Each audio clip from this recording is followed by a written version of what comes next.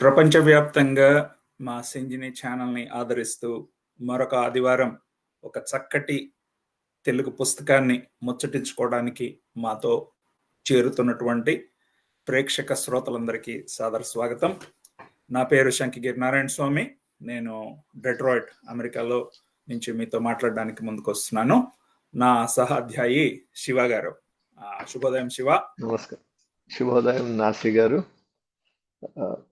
ప్రతిసారి మన కథలతో వస్తాం, ఈసారి ఏకంగా ఒక పుస్తకాన్ని చర్చించడానికి ఈరోజు కలుసుకుంటున్నందుకు చాలా సంతోషంగా ఉంది. Looking forward to this discussion. అవునండి, మనం సింజిని ఛానల్లో ఇంతకు ముందు కూడా సందర్భోచితంగా అప్పుడు వచ్చిన కొత్త పుస్తకాలను బట్టి అప్పటి మనకున్న ఆసక్తి సమయాన్ని బట్టి కొన్ని నవలలు, ఇతర పుస్తకాలను కూడా చర్చించాము. ఈసారి ప్రత్యేకంగా చేయడం ఏంటంటే, పుస్తకం ఈ మధ్యనే విడుదలవటమే కాక ఈ రచయిత్రి మనందరికీ కూడా ఆత్మీయురాలు శ్రీనిధి ఎల్లల ఫేస్బుక్లో బాగానే తరచుగా యాక్టివ్గా ఉంటూ చమత్కారమైన తెలుగు పోస్టులు పుడుతూ అందరినీ కలుపుకుంటూ అందరితో స్నేహంగా ఉండే అమెరికా అమ్మాయి ఈ శ్రీనిధి ఎల్లల మనందరికీ ఆత్మీయురాలు. అందుకని కూడా మనం ఎంతో ఉత్సాహంగా ఇవాళ ఈ పుస్తకాన్ని సమీక్షించడానికి ఎన్నుకున్నాం అన్నమాట. ఇది శ్రీనిధికి మొట్టమొదటి పుస్తకం. ఆమె కొంతకాలంగా బ్లాగులు, తర్వాత కథలు ఎన్నో పత్రికల్లో ప్రచురితమైనాయి. తర్వాత ఈ అమెరికా అమ్మాయి అనే వరుస కథనాలు కౌముది పత్రికలో వచ్చాయి. ఇలాగ రాస్తూ వస్తున్నా కూడా దాదాపు 10 ఏళ్లుగా బాగానే యాక్టివ్గా రాస్తూ వస్తున్నా కూడా ఇది మొట్టమొదటి పుస్తకం. అంచేత ఇది ఖచ్చితంగా ఆమెను అభినందించాల్సిన సందర్భం.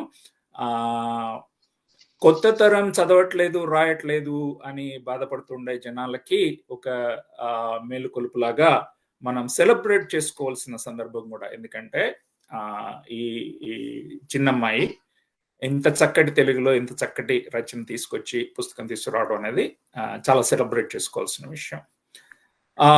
ముందుగా రచయిత్రి పరిచయం, ఆ తర్వాత మీరు పుస్తకం పరిచయం చేద్దురు కానీ ఆ తర్వాత మనం పుస్తకంలో ఉన్న విశేషాలు ఏమిటి అనేది దాదాపు 1 గంట సేపు చర్చించుకుందాము. శ్రీనిధి ఎల్లల వాళ్ళ వంశం, వాళ్ళ కుటుంబం ముఖ్యంగా చిత్తూరు జిల్లా పీలేరు ప్రాంతం నుంచి వచ్చిన వారు. సాంప్రదాయిక వ్యవసాయక కుటుంబం. కాకపోతే ఆమె తల్లిదండ్రులు ఇద్దరు ఉపాధ్యాయ వృత్తిలో ఉండి రాష్ట్ర వ్యాప్తంగా ట్రాన్స్ఫర్ల వల్ల ఆమె స్కూలింగ్ అంతా ఎక్కువగా ఆదిలాబాద్ జిల్లాలో, అది దాదాపు గోండు సంస్కృతికి బాగా దగ్గరగా ఉన్నటువంటి ఆదిలాబాద్ జిల్లా గ్రామీణ నేపథ్యంలో ఆమె స్కూలింగ్ నడిచింది. ఆ తర్వాత ప్రొఫెషనల్ చదువుల కోసం అని చెప్పేసి విజయవాడలో కోచింగ్, తర్వాత ఎంసెట్లో మంచి ర్యాంక్ తెచ్చుకొని ఫార్మసీ విద్యని అభ్యసించింది. ఫార్మసీలో ఈమె మాస్టర్స్ డిగ్రీ పొంది కొన్నాళ్ళు భారతదేశంలో ఉద్యోగం కూడా చేసిన తర్వాత మళ్ళీ ఎంత చదువుకున్నా అమ్మాయి ఇంకొక పెళ్లి చేసుకుని ఇంకొక ఇంటికి వెళ్లాల్సిందే అన్న భారతీయ సాంప్రదాయాన్ని పాటిస్తూ పెళ్లి చేసుకొని భర్త చిటికిన వేలు పట్టుకొని ఆయన వెనకాల ఒక H4 భార్యగా అమెరికాలో అడుగుపెట్టింది. మనం ఆ విశేషాలన్నీ కూడా కొన్ని ఈ కథల్లో మనం పరిశీలించి చూస్తాము. అమెరికా వచ్చిన తరువాత ఆమెకి ఎదురైన అనుభవాలు, ఒక H4 భార్యగా ఉండటము, తర్వాత ఎంత చదువుకున్నా కూడా ఉద్యోగమో వ్యాపారమో చేయలేకపోవటము, తర్వాత సరే ఇంటి పట్టున ఉన్న తర్వాత ప్లస్ ఈ రోజుల్లో మనకున్న ఈ సమాచార మాధ్యమాల ద్వారాను జరుగుతున్నటువంటి పరిణామాలన్నింటినీ ఆమె ఎంతో ఆసక్తిగా గమనిస్తూ, అలాగే పాఠకులకి కొంత చక్కెలిగింతలు పెట్టేట్లాగా మంచి మంచి చమత్కారంతో ఈ అనుభవాన్ని రాసుకుంటూ వచ్చారు. ఇంతకు ముందు ఈమె మొట్టమొదటిసారిగా నా దృష్టికి వచ్చింది సాయంకాలం కబుర్లు అనే పేరుతోటి ఆమె రాస్తూ వచ్చిన ఒక బ్లాగ్. ఆ బ్లాగ్ లో ఆమె యథాలాపంగా చెప్పుకొచ్చిన సాయంకాలం కబుర్లను చూసి, ఆహా, చాలా చక్కటి నుడికారంతో రాస్తున్నారు, యువ దంపతుల అనుభవాలు, కొత్తగా వచ్చిన వాళ్ళ అనుభవాలు రాస్తున్నారు, ఇదేదో బాగుంది అని చెప్పి నేను ఆమెతో కొంత సంభాషణ నడిపిన తర్వాత, ఆ సమయంలో నేను తానాపత్రిక సంపాదకుడిగా వాలంటీర్ చేస్తూ ఉన్నాను. ఆమెకి ప్రోత్సాహం ఇచ్చి ఖచ్చితంగా మీరు కథ రాయండి అని చెప్పి ప్రోత్సహిస్తే, తాతయ్య తెలివి అని చెప్పి ఒక చాలా చక్కటి గిలిగింతలు పెట్టే చమత్కారంతో ఒక చక్కటి కథ తానాపత్రికలో ఇస్తే తానాపత్రికలో వేశాము. ఆ తర్వాత ఆమె మంచి ఉత్సాహంగా మరికొన్ని కథలు రాశారు. నిజానికి ఒక కథ, దాని పేరు ప్రవాహం అనుకుంటాను, దాన్ని చదివి ఉత్తేజితులై ఒక యుఎస్ బేస్డ్ టీమ్ దాన్ని ఒక షార్ట్ ఫిల్మ్ గా తీసి యూట్యూబ్ లో కూడా పెట్టారు. దాని గురించి కూడా మనం ముచ్చటించుకుందాం. ఇలాగా అనేక విధాలుగా శ్రీనిధి రచన, ఆ ప్రభావం, ఆమె ప్రతిభ మనకి సోషల్ మీడియాలో, బ్లాగ్స్ లో, పత్రికల్లో కనిపిస్తూ వస్తుంది. అక్కడి నుంచి మనం ఇవాళ ఈ అమెరికా అమ్మాయి పుస్తకం మాట్లాడుకోవడానికి మనం ఇవాళ సమాయత్తం అవుతున్నాం అనమాట. క్లుప్తంగా శ్రీనిధి గురించి ఇది పరిచయం. ఈమె ప్రస్తుతం భర్త పిల్లలతోటి డాలస్ ప్రాంతంలో నివాసం ఉంటున్నారు. వెంకట్ గారు ఆమె భర్త సాఫ్ట్వేర్ నిపుణులు. సో క్లుప్తంగా అది శ్రీనిధి పరిచయం. మీరు కాస్త పుస్తకం గురించి పరిచయం చేస్తే బాగుంటుంది. ఒక్క క్షణం. చిరకాల మిత్రులు, ఇక్కడ మా DTLC లో మొదటి నుంచి కీలక సభ్యులుగా ఉంటూ వచ్చిన వెంకటరమణ మరంరాజు గారు వాళ్ళ వచ్చి హలో చెప్తున్నారు. హలో అండి. విజయ గారు, మీకు కూడా నమస్తే. నమస్కారం అండి. మీకు అంత పరిచయం ఉన్న శ్రీనిధి అలల నాకైతే నిజంగా అసలు తెలియదు ఎవరో కూడా. నేను మొట్టమొదటిసారి కలిసింది ఒక నెల క్రితం మనం డాలస్ లో జరిగిన తెలుగు రచయితల సమావేశంలో చూశాను. హలో తప్ప పెద్ద నాకు అసలు పరిచయం లేదు. అలాగే ఈ అమెరికా అమ్మాయి పుస్తకం నాకు పంపించినప్పుడు కూడా యాక్చువల్లీ నేను ఆమె నుంచి కొనుక్కున్నాను ఈ పుస్తకాన్ని. తను ఎవరో నాకు తన నేపథ్యం ఏం తెలియదు నాకు. సో నేను అంటే తను ఎంత చిన్నపిల్ల, తన ఇంతకు ముందర ఏం రాసింది, ఇటువంటి వాటికి ఏమీ తెలియకుండా నేను అసలు ఎప్పుడు అంటే ఆవిడ ఆ కాలమ్స్ లాగా రాసినా కూడా నేను ఎప్పుడు చదవలేదు. అలాంటిది నేను ఈ పుస్తకం తీసుకుని, అమెరికా అమ్మాయి పుస్తకం తీసుకుని ఒక సాయంత్రం కూర్చున్నాను. అది కూడా వీక్ డే సాయంత్రం, గురువారం సాయంత్రం కూర్చుంటే అది చదవటం ప్రారంభించాను. ఆఫీస్ నుంచి 5:30కి ఎప్పుడో వచ్చాను. బాగుంది. ముఖ్యంగా అసలు ఈ కవరే చాలా అట్రాక్టివ్ గా చేశారండి. చాలా ఆకర్షణీయంగా ఉంది. మంచి క్వాలిటీతో ఉంది పుస్తకం. అందుకని చేతిలోకి తీసుకోగానే ఫస్ట్ చదవాలనిపించింది. అలాంటిది మొదలు పెడితే అసలు ఎక్కడ ఆపకుండా చదివించే ఒక ప్రవాహం అన్నమాట ఈ పుస్తకం. ఎందుకంటే ఇది ఇంగ్లీష్ నవల్ రివ్యూ చేసేటప్పుడు అన్పుట్ డౌనబుల్ అని రాస్తూ ఉంటారు. అన్పుట్ డౌనబుల్, అది ఎగ్జాక్ట్లీ అదే వర్డ్. అది ఒక పేజ్ టర్నర్ అన్నమాట. అది మనం చదువుతూ ఉంటే నేను ఎక్కడ మధ్యలో ఆపింది ఎప్పుడంటే, వెళ్ళి ఏదో డిన్నర్ తినటానికనో, లేకపోతే ఇంకా రాత్రి అయిపోయింది ఇంకా పడుకోవటానికనో ఆపాను తప్పితే, ఎక్కడ కూర్చుంటే అక్కడ కాసేపు మా కిచెన్ లో ఐలాండ్ దగ్గర చదివాను, కాసేపు ఇంకెక్కడ సోఫాలో కూర్చుని చదివాను, చివరిలో బెడ్ లో పడుకుని చదువుతున్నాను, మూసేశాను. నెక్స్ట్ డే మళ్ళీ వచ్చి ఇలాగే ఫ్రైడే ఈవినింగ్ చేసి సాయంత్రం కల్లా ఫినిష్ చేశాను. అంటే ఎందుకు చెప్తున్నానంటే ఇది అది ఆ చదివించే గుణం అనేది ముఖ్యంగా ఏ పుస్తకానికైనా ముఖ్యం. ఇది అందులో పుష్కలంగా ఉందన్నమాట. అసలు ఒకసారి తెరిస్తే మనం కింద పైకి, అది ఒకటి. చాలా బాగుంది. అదే ఆ తర్వాత ఈ పుస్తకంలో నేను చదువుతుంటే ఎందుకంత చదివించేలా చేసింది అంటే, ఈ ఫేజ్ అనేది, ఈ పుస్తకం మన యుఎస్ కి వచ్చి సెటిల్ అయిన వాళ్ళ జీవితాల్లో ఒక చిన్న భాగం అనుకోవచ్చు. ఎందుకంటే డిపెండింగ్ ఆన్ మనం ఎన్నాళ్ళు ఉన్నాం అనేది. ఒక 5-6 ఏళ్ల ఆ మొదటి మన యుఎస్ లో వచ్చినప్పుడు ఆ H4 లైఫ్, ఇప్పుడైతే అఫ్ కోర్స్ ఆ H4 లైఫ్ ఇంకా చాలా ఎక్కువగా ఉంది. మనం వచ్చిన రోజుల్లో బాగా ఫాస్ట్ గా అయిపోయింది ఆ ఫేజ్. ఇటువంటి ఫేజ్ ని మనం అనుభవించి ఉంటాం కాబట్టి, మనం ఈ చదువుతున్నప్పుడు అరే ఇంత చిన్న విషయాల్లో, దైనందిన జీవితంలో జరిగే ఇంత చిన్న విషయాల్లో ఇంత ఇది దాగి ఉంది. ఎందుకంటే ఆమె ఆ సునిశ్చిత ఆ పరిశీలన కానీ, ఆ చెప్పిన హ్యూమర్ కానీ, ఆ తర్వాత నిజాయితీ, ఆ చెప్పటంలో ఒక నిజాయితీ, అంతేకాకుండా ఇదంతా ఏదో చాలా దీర్ఘకాలమైన ఎక్స్పీరియన్స్ తో వచ్చింది కూడా కాదు. కొంత అమాయకత్వం కూడా ఉంది. ఆ చూసే దృక్కోణంలో ఆ అమాయకత్వం కలగలిసిన నిజాయితీతో కూడిన సెన్స్ ఆఫ్ హ్యూమర్ ని చదువుతుంటే నేను ఒకటే చెప్తాను. మరి నాకు ఒక ఇష్టమైన డైరెక్టర్ ఉన్నాడు మన హిందీ బాలీవుడ్ లో. ఎవరంటే రాజు హిరాని. అంటే చాలా మందికి తెలిసే ఉంటాడు. ఆయన మున్నాభాయ్ సిరీస్ తీశాడు. ఆ తర్వాత అలాగే 3 ఇడియట్స్ ఇలాగ చాలా హిట్ సినిమాలు. ఆయన సినిమాలు ఎలా అయితే ఉంటాయో ఆ హ్యూమర్ అది అలా కనిపించింది అనమాట. అలాగే నాకు ఇంకొకటి ఏంటంటే మనం సాధారణంగా నేను కూడా పర్సనల్లీ ఎవరికన్నా యుఎస్ గురించి నా అనుభవాలు చెప్పాలంటే చాలా క్లిషేడ్ వాటితో స్టార్ట్ చేస్తాం. వస్తాం రాగానే ఇక్కడ ఏదో యాక్సెంట్ తో ఇబ్బందులు ఉంటాయి, ఏదో ఇలాంటి కథలు అనమాట. మన పేర్లని మిస్ప్రొనౌన్స్ చేయటం, ఇలాంటి ఇంత స్టాండర్డ్ పొడుగున్న తెలుగు పేర్లని కుదించి 2 అక్షరాల పేర్లు చేసుకోవడం. అదే ఇలా క్లిషేడ్ టాపిక్స్ తోనే చేస్తాం అనమాట. కాకపోతే ఇటువంటి వాటిలో అట్ ఎక్స్ట్రీమ్ కి వెళ్ళిపోతాం. ఇక్కడున్న కష్టాలు, లేకపోతే ఇక్కడున్న వివక్ష అనుకోవచ్చు, లేకపోతే ఇంకొక టైప్ ఆఫ్ కష్టాలు అటు కూడా మాట్లాడుకోవచ్చు మనం. ఇది అది ఆ రెండూ కాదనమాట. ఇది నిజంగా దిగిన దగ్గర నుంచి మన ఒక H4 వెళ్ళాలి వ్యూ పాయింట్ నుంచి పాయింట్ ఆఫ్ వ్యూ నుంచి చక్కగా రాసుకొచ్చిన అబ్జర్వేషన్స్ ఎన్నో రకాల టాపిక్స్ ని ఇవిడ స్పృశించారు. అది వీసా ప్రాబ్లమ్స్ అవ్వచ్చు. అంటే ప్రాబ్లమ్స్ అంటే వీసా ప్రాబ్లమ్స్ అని కాదు. ఆ H4 వీసా మీద వచ్చిన వాళ్ళు ఇక్కడ వర్క్ చేయలేరు యుఎస్ లో. సో అలా వర్క్ చేయలేని ఇండియాలో పనిచేసి వచ్చి ఇక్కడ వర్క్ చేయకుండా ఇక్కడ లాస్ ప్రకారం ఉండటం వల్ల జరిగే మానసిక సంఘర్షణలు ఇలాంటివి, అలాగే ఇండియాలో ఉండే పేరెంట్స్ తో ఉన్న ఈ అనుబంధాలు కానీ, ఇక్కడ ఉండే కన్స్యూమరిజం కానీ, ఇలా వేరియస్ టాపిక్స్ ని అలవోకగా చక్కటి చక్కటి నుడికారాలతో, చక్కటి సెన్స్ ఆఫ్ హ్యూమర్ తో రాసుకొస్తూ ఉంటే అలా అని రాసుకొచ్చారు. అలానే ఇది ఒక డాక్యుమెంటరీ లాగా కూడా ఉండదు.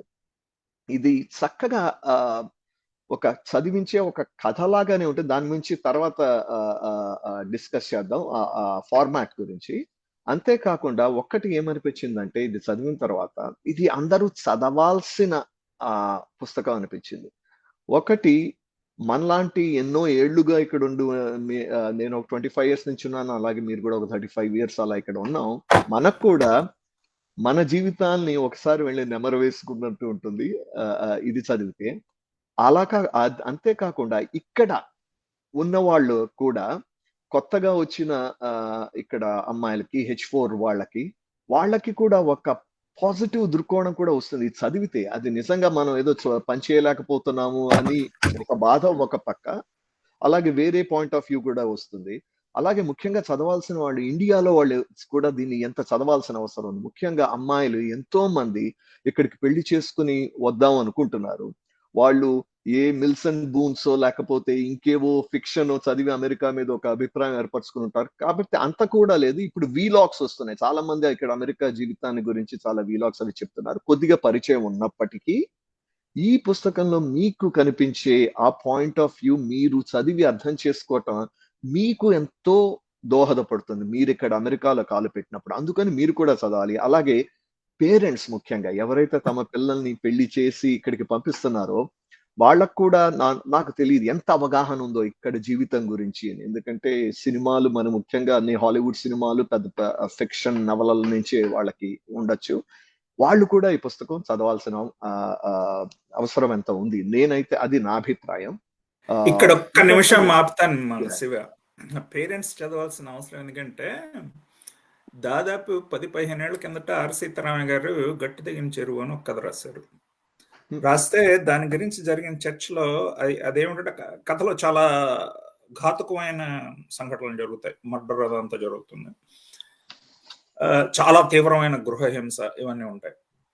అందులో చెప్పబడిన సందేశం తర్వాత చర్చలకు వచ్చినప్పుడు 10 మంది అన్న మాటలు ఏమిటంటే ఇక్కడి నుంచి అమెరికా నుంచి పెళ్లి కొడుకులు మగవాళ్ళు 2 వారాల సెలవు కథ 2 వారాల సెలవు గట్టి తెగిన చెరువు కాదు, పుస్తకం పేరు గట్టి తెగిన చెరువు, కథ పేరు 2 వారాల సెలవు. 2 వారాల సెలవు మీద వచ్చేసి ఇందులోనే పెళ్లి చూపులు చూసేసి ముహూర్తం పెట్టేసుకుని పెళ్లి చేసేసుకుని రావటం. ఆ తర్వాత ఎప్పుడో పెళ్లి కూతురు వీసా పుచ్చుకుని అమెరికా రావటం. ఇక్కడ వీడు ఏంటో ఎవరో ఎట్లాంటి మనుషో ఎవడికి ఏం తెలియదు. అమెరికా వెళ్తే సుఖపడుతుంది అనే ఒక భ్రాంతితోటి తల్లిదండ్రులు పంపించేస్తున్నారు. ఆ కథలో చిత్రించబడింది అటువంటి మరికొన్ని రచనల్లో చిత్రించబడింది ఏమిటంటే, ఆ మగ మనిషి ఒక రాక్షసుడు అయి ఉండటం, తీవ్రమైన గృహహింస, పాపం అమ్మాయిని చాలా బాధ పెట్టడం, హింసించటం, అలాంటి పరిణామాలు చిత్రిస్తూ వచ్చారు.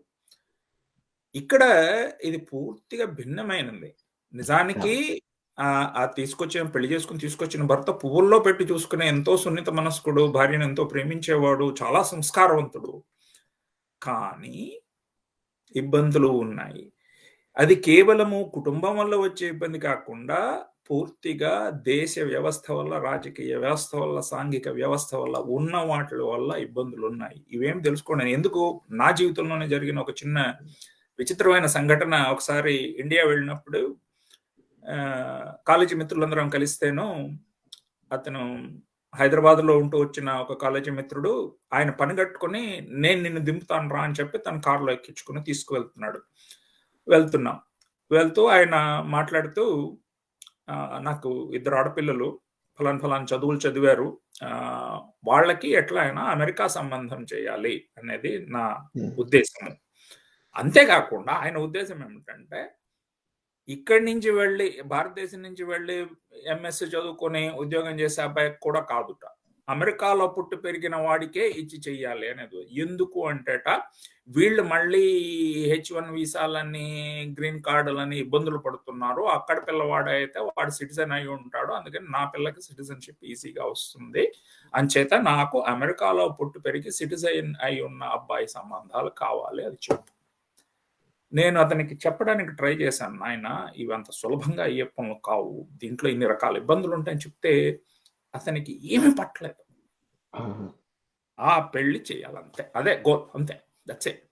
ఇప్పుడు ఒక $1 మిలియన్ సంపాదించాలి అనే గోల్ పెట్టుకున్న వాడు ఎన్ని అడ్డదారులైనా దొక్కి ఎట్లయినా $1 మిలియన్ సంపాదించాలని అనుకుంటాడో, తల్లిదండ్రులు ఇట్లాంటి భ్రాంతితో ఉంటున్నారు జనాలు. ఇన్ని కథనాలు వచ్చినా, ఇన్ని రికార్డింగ్లు వచ్చినా అమెరికా జీవితాన్ని గురించి. అందుకని కూడా ముఖ్యంగా పెళ్లిడికి వచ్చిన పిల్లలున్న తల్లిదండ్రులు ఈ అమెరికా తప్పకుండా చదివితే, అలాగే అదే మీరన్నట్టు చూపించింది. అదే మీరు అన్నట్టుగానే, అదే మీరు ఇందాక తెచ్చిన కథల ప్రస్తావన, ఒక క్రూరమైన భర్త లేకపోతే ఇటువంటి కష్టాలు, ఇవి చాలా ఆసక్తికరమైన కథలు. కాకపోతే ఇవి ఒక మైనారిటీ, అంటే ఎక్కడో జరిగిన ఇన్సిడెంట్ ని చిత్రీకరించిన కథలు. ఇది అందరి జీవితాలు, మెజారిటీ జీవితాలు ఇలాగే ఉంటాయి. ఎందుకంటే మెజారిటీ వాళ్ళు అంత మంచి వాళ్ళు, అంత మరీ కష్టాలే ఉండవు మన చాలా మంది జీవితాల్లో. వాళ్ళ జీవితాల్లో డ్రామాలు లేవు ఈ కథలు. అంత సునిశ్చిత ఆ పరిశీలనలు, రోజువారీ జీవితంలో జరిగే ఆ పరిశీలనలు మంచి హ్యూమర్తో. అందువల్ల ఈ పుస్తకానికి అదొకటే కాదు, ఈ పుస్తకం యాక్చువల్లీ ఒక 167 పేజీలు ఉన్నట్టుంది ఈ పుస్తకం. అలాగే మంచి క్వాలిటీతో కూడా దీన్ని పబ్లిష్ చేశారండి వీళ్ళ అస్త్రా పబ్లికేషన్స్ అని. చాలా చక్కగా చేశారు. నాకైతే ఎక్కడ అచ్చు తప్పులు కనపడలేదు. ఏదో 1-2 మన రచయిత తరఫు నుంచి వచ్చిన చిన్న తప్పులు తప్పితే చాలా చక్కటి ముద్రణ క్వాలిటీ కూడా ఉంది దీనికి. సో ఓవరాల్ గా మనం ఈ పుస్తకం తెరవంగానే అబ్బా చదువుదాము, అలాగే చదవటం స్టార్ట్ చేసిన తర్వాత చివరంతా చదివించే పుస్తకం ఇది. 24 కథలు ఉన్నాయి. అంటే బ్లాగ్ లో ఒక 24 months వరుసగా రాసేసినట్టున్నారు. ఆల్మోస్ట్ న్యూ ఇయర్ రిజల్యూషన్స్ తో స్టార్ట్ అయ్యి చివరికి ఆ కరోనా లాక్డౌన్ తో చివరికి ఈ కథలన్నీ ముగుస్తాయి. అంటే తను ఒక విచిత్రమైన ఒక హ్యూమరస్ అబ్జర్వేషన్ కూడా ఉంటుంది. H4 జీవితం అంటే బయటకు వెళ్ళి పనిచేయలేకపోవటం వల్ల ఎక్కువగా ఇంట్లోనే ఉంటూ బయట ప్రపంచంలో వెళ్లే వాళ్ళని చూస్తూ కొద్దిగా ఈర్ష్య పడుతూ, అలాగే కొద్దిగా ఇలా సాగుతున్న జీవితం ఆ కరోనా వచ్చేసరికి అందరూ ఇళ్లలోనే చిక్కుబడిపోయి అందరూ అటువంటి ఒక అబ్జర్వేషన్ తో ఈ 24 ఈ కథల సంకలనం మనకి ముగుస్తుంది అన్నమాట ఈ కథ. రైట్, బాగా చెప్పారు.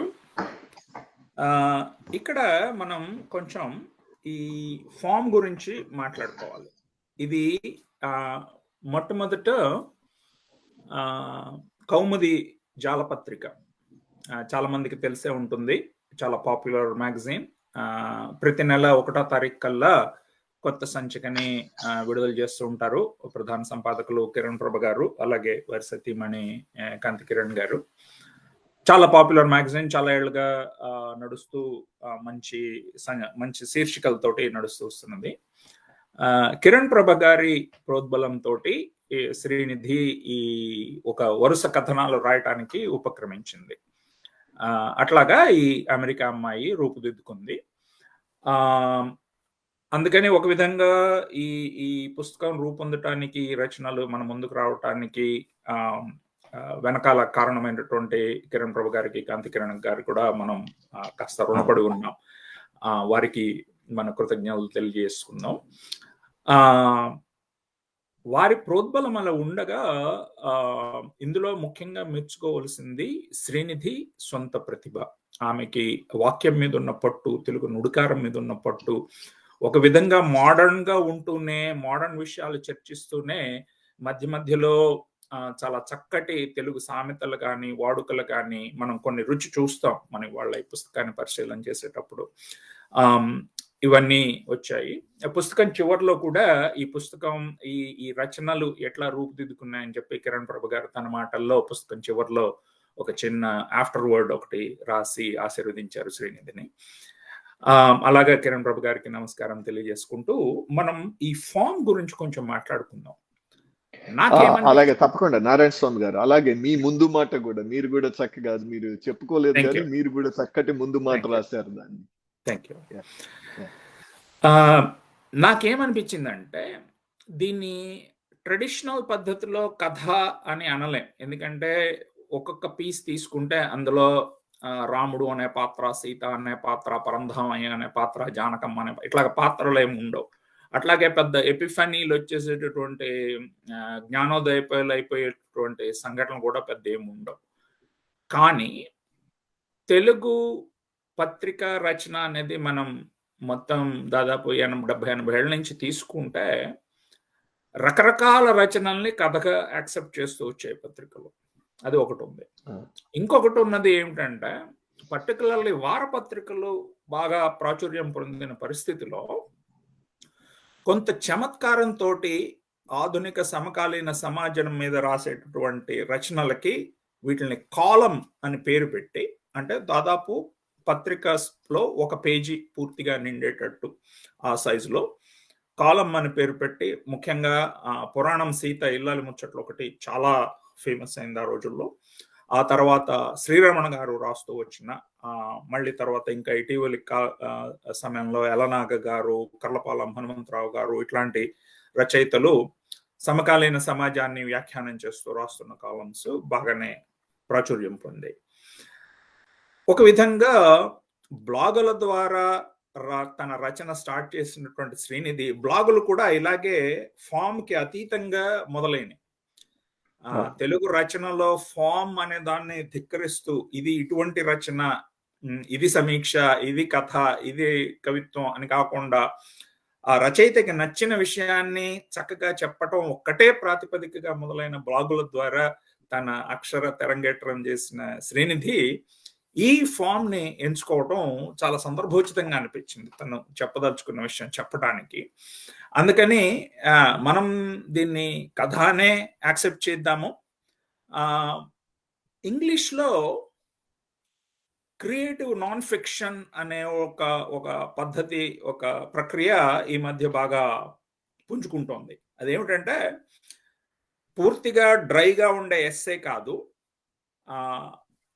నిజంగా జరిగిన వాస్తవ విషయాలని చర్చిస్తూనే అందులో ఆ రచయిత యొక్కయో లేదా అందులో ఇన్వాల్వ్ అయిన ఇతర మనుషుల యొక్కయో వాళ్ళ మనోభావాలు, వాళ్ళ ఉద్వేగాలు కథలో చిత్రించినట్టే ఆ మానసిక సంఘర్షణలు, మానసిక ఉద్వేగాలను కూడా లోపలికి తీసుకురావటం వల్ల అది కేవలం ఏదో రిపోర్ట్ చదివినట్టు, ఒక న్యూస్ వార్త చదివినట్టు కాకుండా కొంత మానసిక ఉద్వేగం పాఠకులకు కదులుతుంది అనమాట. శ్రీనిధి రచనలో కూడా ఖచ్చితంగా అది ఉంది. ఎందుకంటే మనం పాఠకులుగా చదివిన తర్వాత దానికి స్పందిస్తాం. ఏమంటారు? తప్పకుండా. అంటే ఈ కథలు అంటే కథలు అంటున్నాము. అది కథలుగానే మీరన్నట్టుగా కథలుగానే దీన్ని మనం పరిగణలోకి తీసుకోవచ్చు. కాకపోతే ఈ 24 కథల్లో నేను ఒకటి గమనించిందేంటంటే, ఎందుకు దీన్ని కథ అనొచ్చు అంటున్నాను ఎందుకంటే, మీరు రాండమ్‌లీ ఏదో ఒకటి తీసుకోండి. ఇలా ఒక సీక్వెన్స్‌లోనే చదవక్కర్లేదు. దేనికి దానికి మనం విడిగా చదివి, దాని నుంచి పూర్తిగా మనకి బ్యాక్‌గ్రౌండ్ అక్కర్లేదు. హిస్టరీ అంతకు ముందర ఏం జరిగింది అని మనకేం తెలియక్కర్లేదు. మనం దాన్ని ఆస్వాదించొచ్చు. ఎందుకంటే every story is fully contained in its own. అందువల్ల మన అది ఒకటి. ఆ తర్వాత కొన్ని అంటే మనం అనుకునే క్లాసిక్ కథా లక్షణాలు ఏంటి? ఒక ఎత్తుగడ ఉంటుంది. ఆ తర్వాత ఒక కాన్ఫ్లిక్ట్ ఉంటుంది. ఒక రిజల్యూషను. ఇటువంటివి అన్ని కథల్లో లేవు గానీ, కొన్ని ముఖ్యంగా వస్తాయి. ఏంటంటే, మన కోడరికం అని ఒకటి నాకింకా గుర్తుంది. మనం చర్చించుకుంటున్న దానిలో అది అమెరికా కోడరికం అని. దానిలో ముఖ్యంగా ఒక చక్కటి అంటే మౌలుది తన లైఫ్‌లో జరిగిన అబ్జర్వేషనే కాకుండా, దాని స్ట్రక్చర్ గూడా ఒక ఎత్తుగడ. ఇక్కడ పేరెంట్స్ వచ్చినప్పుడు వాళ్ళు ఎలా ఫీల్ అవుతారు? ఆ తర్వాత ఎలా వాళ్ళ ఎక్స్‌పీరియన్స్ చేంజ్ అవుతుంది? ఆ తర్వాత దాని చక్కని ముగింపు. అవి చూస్తే కొన్ని క్లాసిక్ కథ కొన్నిటి లక్షణాలు ఉన్నాయి. బట్ చాలా చాలా బాగా యాహ్! యాహ్! చాలా మంచి అబ్జర్వేషన్ తీసుకొచ్చారు మీరు. యాహ్! చాలా మంచి అబ్జర్వేషన్ అది. కొన్నిట్లో అంటే 2 పాయింట్స్ తోటి మీరు చెప్పిన దాన్ని నేను కంక్లూడ్ చేస్తాను if you don't mind. Yeah! Yeah! ఒకటేంటంటే ఈ పుస్తకం చాలా ఈజీగా చదివిచ్చేది అయినా చిన్న పుస్తకమే అయినా కూడా హడావుడి జీవితాల్లో ఉన్న వాళ్ళకి మీరు ఆ పుస్తకం గురించి హడావుడి పడక్కర్లేదు. ఎప్పుడైనా సరే ఆ పుస్తకం తెరిచి ఏదో ఒక పేజీ తెరిచి ఒక 3-4 పేజీల కథనం ఒక్కొక్క కథనం ఒక్కొక్కసారి చదువుకోవచ్చు. అది కూడా వరుసలో చదవాలన్న నియమం కూడా ఏం లేదు. శివ గారు చెప్పినట్టు ఏ పేజీ తెరిచైనా చదువుకోవచ్చు. రెండో విషయం ఏమిటంటే కొన్ని కథనాలు అన్నిట్లో లేదు కానీ కొన్ని కథనాల్లో ఆ క్లాసిక్ కథలో ఉండేటటువంటి సెటప్ చేసిన దాని నుంచి కాన్ఫ్లిక్ట్ ని ఇంట్రొడ్యూస్ చేయటం, ఆ తర్వాత కాన్ఫ్లిక్ట్ ని రిజాల్వ్ చేయటం, తర్వాత ఒక చక్కటి మనసుకి హాయి కలిగించేటటువంటి బాధాకరమైన విషయం చర్చిస్తున్నా కూడా మనం పర్టికులర్ గా ఈ H4 and Covid related issues లోకి వెళ్ళినప్పుడు దాని గురించి కొంచెం తరచి చూద్దాము.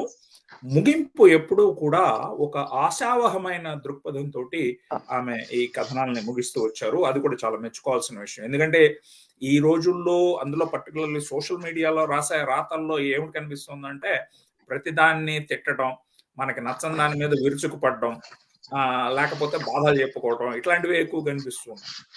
రైట్. ఇక్కడ ఒక్క క్షణం ఆగి అమెరికా తెలుగు రచన చారిత్రక నేపథ్యంలో ఈ పుస్తకం స్థానం ఏమిటి, ఈ పుస్తకం ప్రత్యేకత ఏమిటి అనేది ఒక క్షణం చూసుకుందాం. అమెరికాకి మన వాళ్ళు కాస్త పెద్ద ఎత్తున భారీ నంబర్స్ లో రావటం 50ల 60ల్లో మొదలైంది. వచ్చిన వాళ్ళు చాలా మటుకు ప్రొఫెషనల్స్ లేదా ఉన్నత విద్యని అభ్యసించడానికి వచ్చిన వాళ్ళు. వీళ్ళందరూ కూడా చాలా మటుకు డాక్టరేట్లు అవి తీసుకొని ప్రొఫెసర్లు గాను ఇతర ఉద్యోగాల్లోనూ చేస్తూ వచ్చారు. చాలా మంది వీళ్ళలో అంతకుముందు పెద్ద తెలుగు సాహిత్యాన్ని రచనని పట్టించుకున్న వాళ్ళు కాదు. ఇక్కడికి వచ్చిన తర్వాత అరే నా భాష నా సాంప్రదాయాన్ని నేను కోల్పోతానేమో అనే భయంతో కొంతవరకు రాస్తూ వచ్చారు. ఆ రాస్తూ వచ్చినవి ఎక్కువగా తమకి విచిత్రంగా అనిపించిన సంఘటనల్ని రాస్తూ వచ్చారు. వాటిని కథలుగా మలచడానికి ప్రయత్నం చేస్తూ వచ్చారు. కానీ అది ఒక రికార్డులాగా చేయటానికి ఒక సిస్టమేటిక్ గా చేసిన ప్రయత్నం మనకి ఎక్కువగా కనపడదు. ఇన్నాళ్ళ అయిన తర్వాత ఈ 21వ శతాబ్దం వచ్చిన తర్వాత దాదాపు ఒక 50-60 ఏళ్ల చరిత్ర మనకి ఈ దేశంలో ఏర్పడిన తర్వాత ఆ తొలితరం కథకులైనటువంటి వేమూరు వెంకటేశ్వరరావు గారు, వేలూరు వెంకటేశ్వరరావు గారు. వేమూరు వెంకటేశ్వరరావు గారు అయితే తను వచ్చిన తొలి ఏళ్ల జీవితాన్ని ఇలాగే కొంచెం హ్యూమర్ తోటి కథనంగా రాసి మొదటి దాదాపు 5-6 సంవత్సరాల జీవితాన్ని పుస్తకం ప్రచురించారు. వేలూరు వెంకటేశ్వరరావు గారు అక్కడక్కడ కొన్ని వ్యాసాలు గాను కథలు గాను రాసుకుంటూ వచ్చారు. ఆ తర్వాత ఒంగూరు చిట్టెనరాజు గారు కథలుగా రాస్తూ వస్తూ ఇప్పుడు పనిగట్టుకొని సారంగా మ్యాగజైన్ లో ఆయన జీవన కాలం అని చెప్పి ఆయన ఆల్మోస్ట్ ఆటోబయోగ్రఫీ లాగా చాలా డీటెయిల్డ్ గా రాస్తున్నారు. ఇవన్నీ కూడా వాల్యుబుల్ డాక్యుమెంట్స్. ఇవి పురుషుల కథనాలు. స్త్రీల దగ్గరకు వస్తే దశక శ్యామల గారు, వారు న్యూయార్క్, న్యూజెర్సీ వైపు ఉంటారు. ఆవిడ కూడా అప్పటికి పెద్దగా చదువుకోలేదు. పెళ్ళయ్యేటప్పటికి పెళ్లి చేసుకుని వచ్చేసారు. వచ్చేసి ఇక్కడ అమెరికాలో దిగారు. తర్వాత అప్పుడు ఏమి చేయడానికి తోచక అప్పుడు ఆమె యూనివర్సిటీకి వెళ్ళి చదువుకొని డిగ్రీలు సంపాదించి మంచి ఉద్యోగ వ్యాపారాలు నిర్వహిస్తూ వచ్చి ఆ అనుభవాలు, తొలినాళ్ళ అనుభవాలు, తర్వాత పిల్లల్ని పెంచటం, ఇక్కడ అమెరికాలో చదువుకోవటం, ఇట్లాంటివన్నీ కూడా ఆమె రాస్తూ వచ్చారు. తర్వాత షికాగో నుంచి కమలా చెమట గారు అమెరికా ఇల్లాలు అని చెప్పేసి ఆమెడ రాశారు. దశక శ్యామల గారివి 2 వాల్యూమ్స్ ఉన్నాయి, ఇల్లాలి ముచ్చట్లు, అమెరికా ఇల్లాలి ముచ్చట్లు 2 అని చెప్పేసి. ఇవన్నీ కూడా ఖచ్చితంగా స్త్రీల అనుభవాలని డాక్యుమెంట్ చేస్తూ వచ్చినవి. కాకపోతే ఇక్కడి నుంచి ఒక గ్యాప్ వచ్చింది. వీళ్ళంతా దాదాపు 60, 70లో వచ్చి సెటిల్ అయిన వాళ్ళు. ఆ తర్వాత ఒక దాదాపు 2 తరాలు స్త్రీల కళల నుంచి కథా కవిత మీద దృష్టి పెట్టినంతగా ఇలాగ నిజ జీవిత అనుభవాల్ని డాక్యుమెంట్ చేయడం మీద ఎవరు పెద్ద దృష్టి పెట్టిన ఇది కనపడదు. అట్లాంటి గ్యాప్ లో శ్రీనిధి రాసిన ఈ రచన ఒక చక్కటి ఆహ్లాదం కలిగించేటటువంటి ఒక ఫ్రెష్ బ్రీజ్ లాగా వచ్చింది. ఈ జనరేషన్ కి వీళ్ళవే అయినటువంటి కొన్ని అడ్వాంటేజెస్ ఉన్నాయి, వీళ్ళవే అయినటువంటి కొన్ని సమస్యలు కూడా ఉన్నాయి. ఉదాహరణకి 60లో 70లో వచ్చి సెటిల్ అయిన వాళ్ళు నాకు చెప్పిన కొన్ని కబుర్లు ఏమిటంటే, ఫర్ ఎగ్జాంపుల్ వాళ్ళు ఏ ఫిలడెల్ఫియాలోనో, మేరీలాండ్లోనో, ఈవెన్ మిషిగన్లోనో ఉన్నారనుకోండి, కందిపప్పు, బియ్యం బహుశా దొరికేదేమో కానీ కందిపప్పు, పెసరపప్పు ఇట్లాంటివి మాత్రం న్యూయార్క్ లో ఒకే ఒక షాప్ ఉంటే వాడికి ఉత్తరం రాసి నెల నెల సామాన్లు తెప్పించుకోవాల్సి వచ్చేది. అట్లాంటిది ఇప్పుడు ప్రధాన నగరాల్లో దాదాపు ప్రతి స్ట్రీట్ కార్నర్లోనూ మనకి ఇండియన్ గ్రోసరీ స్టోర్స్ ఉన్నాయి. తర్వాత ఇండియాకి ఫోన్ కాల్ చేయాలంటే మనకి ఇళ్లలో ఫోన్ ఉండేది కాదు. వీధిలోనో పేటలోనో ఎవరో పెద్ద ఆఫీసర్ గారు ఎవరన్నా ఉంటే, లేకపోతే బిజినెస్ పీపుల్ ఉంటే, వాళ్ళ ఇంట్లో ఫోన్ ఉంటే వాళ్ళకి ముందు చెప్పుకొని, వాళ్ళ ఇంట్లో పనివాడో ఎవడన్నా వచ్చి ఏమండి మీ అమ్మాయి ఫోన్ వచ్చింది అని చెప్తే వీళ్ళు పరిగెట్టుకొని వెళ్ళి, లేకపోతే అక్కడే పడిగాపులు పడుతూ కూర్చొని 3 అంటే 3 నిమిషాలు లెక్క పెట్టుకోవడం అనమాట. ఎందుకంటే నిమిషానికి ఎంత అని రేటు పడుతూ ఉండేది. ఇట్లాంటి కష్టాలన్నీ వాళ్ళకు ఉండేవి. ఈ కొత్త జనరేషన్ దగ్గరకు వచ్చేటప్పటికి ఏమిటంటే వీళ్ళు దిగటమే స్మార్ట్ ఫోన్ తో దిగుతున్నారు. ఇంట్లోనూ స్మార్ట్ ఫోన్లు ఉన్నాయి, వీడియో కాల్స్, వాట్సాప్లు, ఫేస్బుక్ అప్డేట్లు, ఇవన్నీ. ఇన్ఫాక్ట్ ఈ కథనంలో మనం ఒక దాంట్లో నలుగురు కూర్చుని నవ్వే వేళ నా పేరు ఒకటి తలవండి అని చెప్పి గురజాడ వారి కవితా పంక్తితోటి చాలా చక్కటి కథనం ఏమిటంటే, అక్కడ పెళ్లి జరుగుతుంటే, కజిన్ పెళ్లి జరుగుతుంటే నేను వెళ్ళలేకపోయానండి. అక్కడ పెళ్లిలోని హడావుడంతా లైవ్ స్ట్రీమ్ ద్వారా చూసి ఈమె ఇక్కడ అనుభవించే భావోద్వేగాలని చాలా చక్కగా రాశారు. దీంతో పాటు వచ్చింది ఏంటంటే, రాజకీయ సామాజిక లక్షణాలు చాలా మారిపోయినాయి. అప్పట్లో క్వాలిఫికేషన్ లేకుండానే భార్యగా వచ్చేటటువంటి స్త్రీ మెల్లగా తనకు తగిన క్వాలిఫికేషన్ సంపాదించుకొని, అదొక్కటే తప్ప సంస్థాపరంగా, వ్యవస్థ పరంగా పెద్ద ఇబ్బంది లేదు. ఉద్యోగం దొరికేది, ఉద్యోగాలు ఇచ్చేవాళ్ళు. నాకు తెలిసిన ఆ జనరేషన్ వాళ్ళు చాలా మంది బ్యాంకులో టెల్లర్లుగా మొదలై, లేదా హాస్పిటల్లో ఏదో ఒక జాబ్తో మొదలయ్యే తర్వాత నర్సింగ్ డిగ్రీలు సంపాదించి నర్సులుగా, హెడ్ నర్సులుగా అలా ఉన్నత పదవుల్లోకి రావటం, మేనేజ్మెంట్ పదవుల్లోకి రావటం, ఇవన్నీ కూడా నాకు తెలుసు. ఇప్పుడు వచ్చేటప్పటికి ఏమిటంటే, క్వాలిఫికేషన్ ఎంతటిదైనా సరే నువ్వు ఒకసారి H4 స్పౌస్గా అమెరికాలో అడుగు పెట్టావంటే నీకు ఒక ఉద్యోగం సంపాదించడం అనేది ఎంత కష్టం, ఎన్ని అడ్డంకులు, అది వ్యవస్థాపరమైన అడ్డంకులు. ఇది చాలా దారుణమైన విషయం. ఒక విధంగా ఆలోచిస్తే మిమ్మల్ని మీరు ఇందులో చాలా మంది మన ప్రేక్షక శ్రోతల్లో కూడా చాలా మంది ఉన్నత విద్యను అభ్యసించిన వాళ్ళు ఉంటారు. ఒకసారి మిమ్మల్ని మీరు ఎంసెట్ చదువుతున్న స్థితి, లేదా అప్పుడే కొత్తగా ఇంజనీరింగ్, మెడిసిన్, ఫార్మసీ, అగ్రికల్చర్ ఇట్లాంటి కాలేజీల్లోకి అడుగుపెట్టిన పరిస్థితిని ఒకసారి ఊహించుకోండి. ఎంత ఉత్సాహంతో, ఎంత తెలివితేటలతోటి, ఎంత బర్స్టింగ్ ఎనర్జీ తోటి మనం అక్కడికి ఎంటర్ అవుతాం.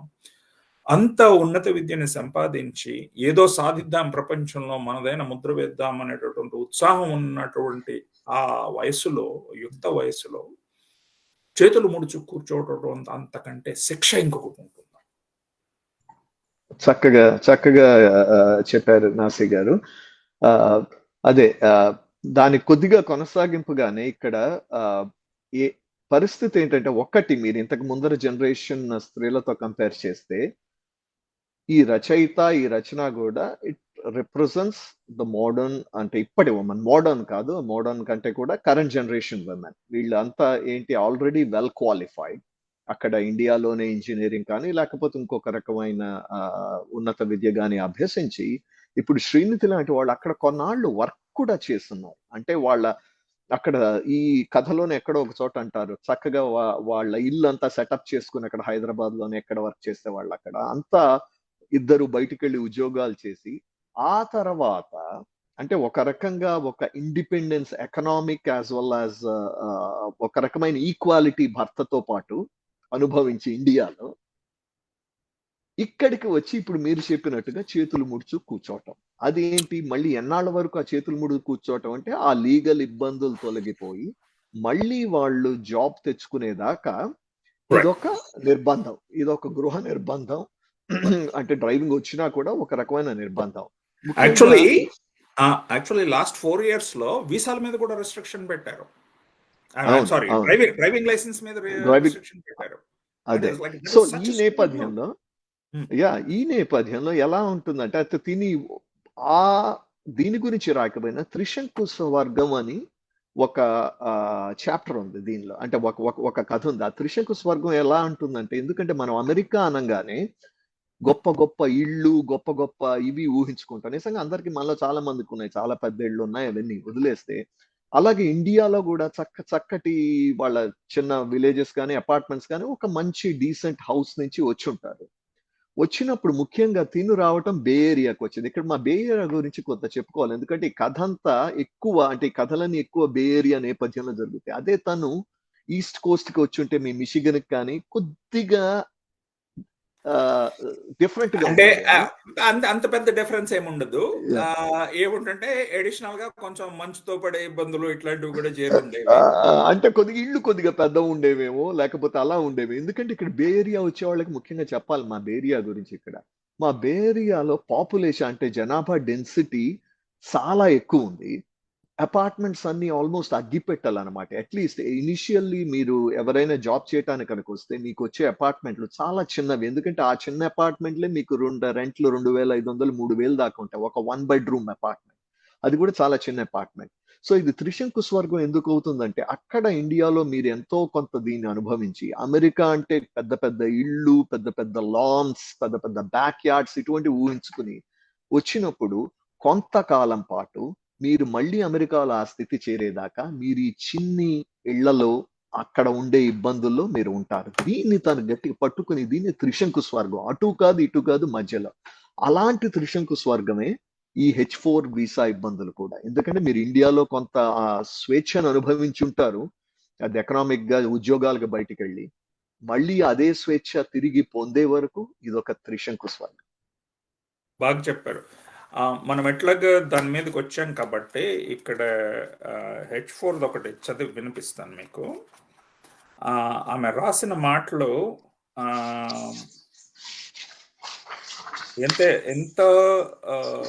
ఎంత చక్కగా రాసిందంటే, ఇది ఎన్నాళ్ళలో వేచిన ఉదయం అనేటటువంటి కథనం 90 పేజీలో స్టార్ట్ అవుతుంది. దాంట్లో ఆమె మనసుకి, ఆమె ఆత్మసాక్షికి, ఆమెకి డైలాగ్ నడిచినట్టుగా రాస్తుంది. ఇప్పుడు మనం సినిమాల్లోనూ సీరియల్స్ లోను చూస్తూ ఉంటాం కదా, ఒక మనిషి చాలా క్షోభపడుతున్నప్పుడు, అంతర్మథనం జరుగుతున్నప్పుడు వాళ్ళలో నుంచి ఇంకో మనిషి ప్రతిరూపం ఒకటి బయటకు వచ్చి మాట్లాడుతుంటది. అంటే ఆ మనస్సాక్షి ఏమితో అంటుందన్నమాట, ముందైతే ఆ సోఫా దిగుతల్లి 5 ఏళ్ళు అయింది ఆ కౌచ్ మీదకి నన్ను ఎక్కించి, తినడానికి కాస్త వండి పడేయడానికి తప్పించి సర్వకాల సర్వావస్థల్లోనూ అక్కడే ఉంటావు. అమెరికా అమ్మాయి కేర్ ఆఫ్ వాళ్ళ ఇంటి కౌచ్ అని మార్చుకోని అడ్రస్. వెనకటికి బొందుతో స్వర్గానికి వెళ్ళాలనుకున్నట్ట ఎవడో, నువ్వు ఆ కౌచ్ని కూడా తీసుకెళ్ళేట్టు ఉన్నావు. ఇక్కడ 2 మాటలు నేను ఎత్తి చూపించాలనుకున్నాను. ఒకటి, ఇందాక చెప్పాను కదా చక్కటి తెలుగు నుడికారం అని, ఆ బొందితో స్వర్గానికి వెళ్ళటం అదొక సామెత లాగా అనమాట. ఆ సామెత గుర్తుపెట్టుకుని ఆమె అక్కడ అంత సందర్భోచితంగా వాడటం ఒక ఎత్తు అయితే, ఆ మనస్సాక్షి పొడిచే ఎత్తి పొడుపు బొందితో స్వర్గానికి పోవడమే కాకుండా ఈ కౌచ్ని కూడా వెనక్కి తీసుకెళ్తానని ఎత్తి పొడుస్తుంది అది. కాకపోతే ఈ హ్యూమర్ తో పాటుగా ఉన్నటువంటి ఆ సన్నటి విషాదపు జీర, మళ్ళీ అదే కథనాన్ని ఆమె చివరికి తీసుకొచ్చినప్పుడు ముగిస్తూ ఇలా అంటుంది. ఆ మనస్సాక్షి ఈమెతోడు వాదించి నువ్వు ఏదన్నా మంచి పనికొచ్చే పని చెయ్యాలి అని ప్రోద్బలం చేస్తే ఈమె అంటుందన్నమాట, ప్రతిసారి ఇట్లాగే ఒప్పిస్తావు, ఊరకనే ఉండనీయవు కదా, ఏదో ఒకటి చేసి మాయ చేస్తావు అనుకుంటూ వాలంటీరింగ్ పేపర్ల మీద సంతకం పెట్టి చుట్టూ చూద్దును కదా, ఏది ఎక్కడా కనిపించదే, మనసు ఎందుకు ఇంత తేలిగ్గా ఉంది అంటే దాంట్లో కూడా ఒక పాజిటివ్ రెజల్యూషన్, ఒక ఆశావహమైన దృక్పథంతో, ఒక మంచి స్టెప్ తీసుకున్నాను అనేటువంటి ఉత్సాహంతో ఆ కథనాన్ని ముగించింది. ఇక్కడ ఒక్క క్షణం ఆగి మనకు వచ్చిన కామెంట్స్ ని పరామర్శిద్దాము.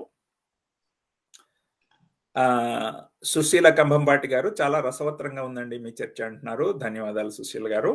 విజయ కర్రా గారు చెప్తున్నారు, 96లో నేను అమెరికాకి జాబ్ వీసాతో వచ్చినప్పుడు మల్లాది గారు రాసిన ట్రావెలాగ్ అమెరికా కొని తెచ్చుకున్నాను. పోస్టింగ్ ఏ సిటీ స్టేట్ లో వచ్చినా ప్రిపేర్ అయి ఉండడానికి చాలా పనికి వచ్చింది. చాలా సంతోషం విజయ్ గారు.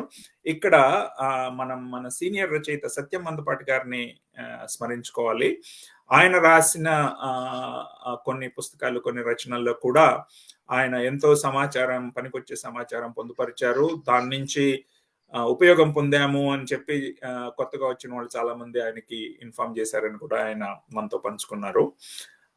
విజయ కర్రా గారే అంటున్నారు, creative non fiction writing true to life stories. అవునండి. కళ్యాణి నీలరంభం గారు, నిడదవోలి మాలతి గారి చాతక పక్షులు 70లలో వచ్చిన అమెరికా వచ్చే వారి జీవితాన్ని పరిచయం చేస్తుంది. అవునండి. అలాగే వారు తర్వాత రాసినటువంటి మార్పు అనేటటువంటి సీరియల్ నవల్లో కూడా ఆమె అమెరికా జీవితంలో తాను చూసినటువంటి అనేక మార్పుల్ని ఆమె చిత్రిస్తూ వచ్చారు ఫిక్షన్ రూపంలో. ఈ సందర్భంలో మాలతి గారిని స్మరించుకోవడం కూడా సందర్భోచితంగానే ఉంటుంది. ఎందుకంటే ఆమె ఎన్నెమ్మ కథలు అనే పేరుతోటి ఇలాగే ఫామ్ కి కొంచెం అతీతంగా ఉండే కథనాలు, కొంత ఫిక్షనలైజ్డ్ క్రియేటివ్ నాన్ ఫిక్షన్ లాగా చాలా కథనాలు రాసి దాదాపు 5 సంపుటాలని తన బ్లాగ్ లో ప్రచురించారు. అవి కూడా చాలా చదివించే గుణం ఉన్నటువంటి రచనలు.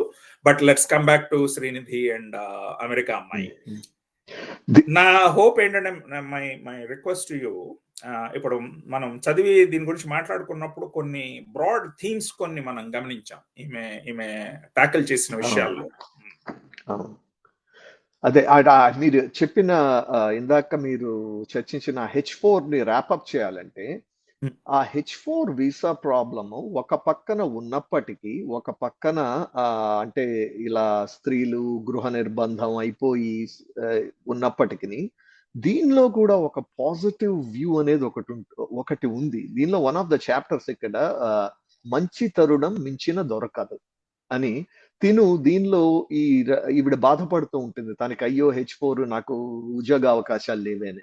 అలాంటప్పుడు ఆవిడకి అలాగే పనిచేస్తున్న ఒక ఆవిడ తగిలినప్పుడు ఇక్కడ చెప్తుందనమాట. అంటే దీనిలో జస్ట్ 2-3 లైన్లు చదివి వినిపిస్తాను. అంటే ఇది ఒక కోణం ఆ H4 లో కూడా. ఈవిడ పనిచేసే ఆవిడ ఈ రచయితతో ఏమంటుందంటే, అంటే నేను ఏదో బాస్ దగ్గర పర్మిషన్ తీసుకొచ్చాను, అలాగే వర్క్ ఫ్రమ్ హోమ్ కూడా నేను ఒక్క రోజు కంటే ఎక్కువ చేయాలంటే మా బాస్ ఒప్పుకోడు. ఉద్యోగం వచ్చేదాకా ఎప్పుడెప్పుడు వస్తుందా అని చూస్తాం, వచ్చాక ఏదో పెద్ద సుఖపడిపోయినట్టు. ఇది ఒక రంగుల రాట్నం అంతే. మిమ్మల్ని చూస్తుంటే నా పాత రోజులు గుర్తొస్తున్నాయి. ఇంత తీరిక మళ్ళీ జీవితంలో చూడరు. ఒకవేళ తీరిక వచ్చే వయసుకి ఇప్పటి ఓపిక ఉండకపోవచ్చు. నేను ఎప్పుడెప్పుడు ఉద్యోగం వస్తుందా అని ఉన్న సమయాన్ని ఎంజాయ్ చేయలేదు. మీకోసం, మీ వాళ్ళ కోసం కేటాయించడానికి ఇంత సమయం మళ్ళీ దొరక్కపోవచ్చు. ఈ రోజుల్లో ఉద్యోగాలు తప్పవు. అవి మన ఉనికిగా మారాయి. కానీ అవి వచ్చే వరకు ఉండే ఆ సమయాన్ని వృధా పోనివ్వకండి. ప్రతి క్షణం ఆస్వాదించండి. ఎందుకో చెప్పాలనిపించింది. బాయ్ అండి అని వెళ్ళిపోతుందనమాట. అప్పుడు ఇక్కడ ఈ చాప్టర్‌లో తనకి రియలైజేషన్ వస్తుంది. అయ్యో! నేను బాధపడక్కర్లేదు. H4 అనేది ఒక ఫేజ్. ఆ క్షణంలో మనకదేదో ఒక గొప్ప శిక్షలాగా అనిపించినప్పటికిని, there is light at the end of the tunnel. కాబట్టి ఆ సమయాన్ని గూడా మీరు ఆస్వాదించడం నేర్చుకోండి అని ఒక చక్కని సందేశం. అదే అందుకనే దీన్ని అంత చదివించేటట్టుగా ఉంటుందన్నమాట. మీరు చెప్పే ఆ విషాదపు ఆ జీర ఎక్కడో తొంగి చూసినా కూడా మళ్ళీ ఒక ఆశావహ దృక్పథంతో అది చక్కగా క్లోజ్ చేస్తాయి కొన్ని ఇటువంటి సంఘటనలు. బాగుంది. అలాగే మీరు చెప్పండి. చెప్పండి. అదే మనం H4 వీసా ఇలాగే మీరన్న బ్రాడ్ థీమ్స్ ఇంకొన్ని మనం కనుక చూసుకుంటే, ఇంకొన్ని బ్రాడ్ థీమ్స్ ఏమున్నాయంటే ఇక్కడ ఒక కన్స్యూమరిజం ఇక్కడ ఎలా పరిగెడుతున్నా అది ఇండియాలో కూడా వచ్చేసిందేమో అనుకుంటున్నా. బట్ ఇక్కడ కన్స్యూమరిజం ఒక వేరే విపరీతంగా ఆ కన్స్యూమరిజం అలాగే ఇక్కడుండే అపార్ట్మెంట్ లివింగ్ లో ఉండే ఇబ్బందులు అది ఒక థీమ్. అలాగే ఇబ్బంది అనే కంటే దాన్ని ఒక చమక్ లేదా ఒక చమత్కారం అనొచ్చు. ఎందుకంటే 10 మంది కూడటం ఎంత ఆహ్లాదంగా ఉంటుందో అది కొన్ని ఇబ్బందులను కూడా తీసుకొస్తుంది. అవును. ఒకళ్ళనొకళ్ళు కంపేర్ చేసుకోవటం, ఒకళ్ళకొకళ్ళు సాయం చేసుకోవటాలు ఉండగానే ఆ కంపెనీ ఉండటం, ఆ ఫ్రెండ్షిప్ ఉండటం ఉండగానే మళ్ళీ ఒకళ్ళనొకళ్ళు పోటీ తత్వాలు, ఒకళ్ళని చూసి ఒకళ్ళు కంపేర్ చేసుకుని వాళ్ళకంటే మనం ఒకటి హెచ్చుగా ఉండాలి. అది కూడా ఈ సోషల్ మీడియా రోజుల్లో ఏమిటంటే వాట్సాప్ లోనో లేకపోతే ఫేస్బుక్ పిక్చర్స్ లోనో ఇన్స్టా పిక్చర్స్ లోనో వాళ్ళకంటే నాకు ఎక్కువ లైకులు రావాలి, ఇంత ఇంత పిచ్చి మోజులో కొన్ని నడుస్తూ ఉంటాయి. సో అటువంటి వాటిని బాగానే గమనించి వాటిని హేళన చేస్తుంది, కొంచెం ఎద్దేవా చేస్తుంది, జోక్. అంతేకాకుండా మనము అంటే మన ఇండియన్స్ బిహేవియర్ అంత జనరలైజ్ చేయకూడదు కానీ చక్కటి సెన్స్ ఆఫ్ హ్యూమర్ తో చేసిన అబ్జర్వేషన్. మనం ఇక్కడ అంటే రకరకాల స్టోర్స్ ఉంటాయి మనకి. ఇక్కడ డిపార్ట్మెంట్ స్టోర్స్ కి వెళ్ళినప్పుడు మన ప్రవర్తన ఒకలా ఉంటుంది. అదే ఒక ఇండియన్ స్టోర్, మన గ్రోసరీ స్టోర్ ముఖ్యంగా మీ దగ్గర ఎలా ఉంటుందో తెలియదు. మా బే ఏరియాలో చెప్పినట్టుగా ఇక్కడ డాలస్ లో కూడా అదే చూశాను. చాలా మంది ఇండియన్, ఆ పాపులేషన్ డెన్సిటీ ఎక్కువ ఉంది.